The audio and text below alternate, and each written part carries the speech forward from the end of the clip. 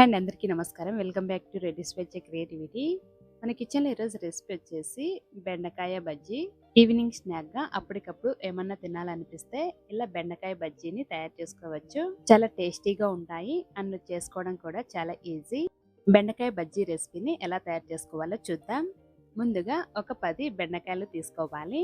లేతగా ఉన్న బెండకాయలు తీసుకోవాలి. అప్పుడే బెండకాయ బజ్జీకి చాలా టేస్టీగా ఉంటాయి. వాటర్తో 2-3 సార్లు బాగా క్లీన్ చేసి తర్వాత ఇలా గుత్తి వంకాయకి వంకాయలు ఎలా కట్ చేసుకుందామో అలా కట్ చేసుకోవాలి. ఇలా కట్ చేసుకున్నాక పక్కన పెట్టుకోవాలి.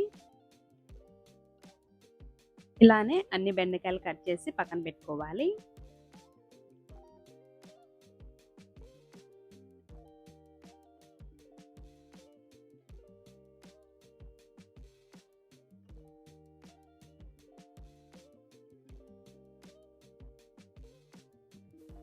ఇలా అన్ని బెండకాయలన్నీ కట్ చేసుకున్నాక వీటిని పక్కన పెట్టుకోవాలి. తర్వాత ఒక బౌల్ తీసుకొని 1 కప్పు శనగపిండి వేసుకోవాలి. తర్వాత 1 టేబుల్ స్పూన్ బియ్యపిండి వేసుకోవాలి. తర్వాత రుచికి సరిపడా సాల్ట్ వేసుకోవాలి. 1/2 టేబుల్ స్పూన్ అల్లం వెల్లుల్లి పేస్ట్, 1/2 టీ స్పూన్ పసుపు, 1 టేబుల్ స్పూన్ కారం. మీరు తినే కారాన్ని బట్టి కారం ఎక్కువైనా తక్కువైనా వేసుకోవచ్చు. 1/2 tablespoon garam masala, 1/2 tablespoon ధనియాల పొడి, 1/2 టీ స్పూన్ జీలకర్ర పొడి, 1/2 tablespoon chaat masala, 1 tablespoon kasuri methi తీసుకొని కొద్దిగా రబ్ చేసి వేసుకోవాలి. 1/2 టేబుల్ స్పూన్ చిల్లీ ఫ్లేక్స్ వేసుకోవాలి. ఇవి ఉంటే వేసుకోవచ్చు, లేదంటే వేసుకోకపోయినా పర్లేదు. చిల్లీ ఫ్లేక్స్ బదులుగా మీరు కారాన్ని ఇంకొంచెం ఎక్కువైనా వేసుకోవచ్చు. తర్వాత వీటన్నిటిని అంత బాగా కలుపుకోవాలి. ఇలా అంతా బాగా కలుపుకున్నాక కొద్దిగా వాటర్ వేసుకుంటూ అంత బాగా కలుపుకోవాలి.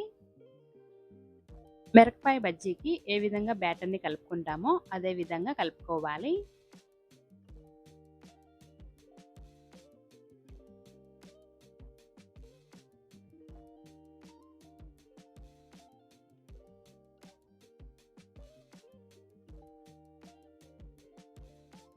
ఇలా అంతా బాగా కలుపుకున్నాక మనం ముందుగా కట్ చేసి పక్కన పెట్టుకున్న బెండకాయ తీసుకొని ఇలా బ్యాటర్లో డిప్ చేసుకోవాలి.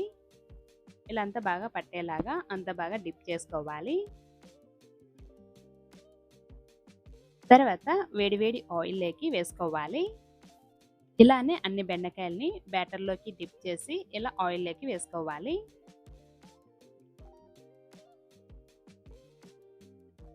మీడియం టు హై ఫ్లేమ్ పెట్టుకొని అన్నీ బాగా డీప్ ఫ్రై చేసుకోవాలి. వీటిని క్రిస్పీగా గోల్డెన్ కలర్ వచ్చేంత వరకు అంత బాగా డీప్ ఫ్రై చేసుకోవాలి.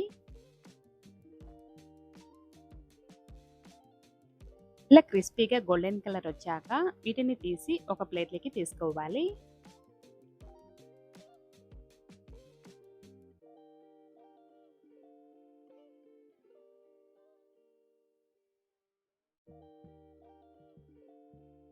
ఇలానే అన్ని డీప్ ఫ్రై చేసి ప్లేట్లోకి తీసుకోవాలి. అంతే అండి, ఎంతో టేస్టీగా ఉండే బెండకాయ బజ్జీ రెడీ. వీటిని టొమాటో కెచప్తో తింటే చాలా టేస్టీగా ఉంటాయి. టొమాటో కెచప్ లేకపోయినా అలాగే తిన్నా కూడా చాలా టేస్టీగానే ఉంటాయి. అంతే అండి, వీడియో మీకు నచ్చినట్లయితే లైక్ చేసి షేర్ చేసి సబ్స్క్రైబ్ చేసుకోండి. Thank you for watching.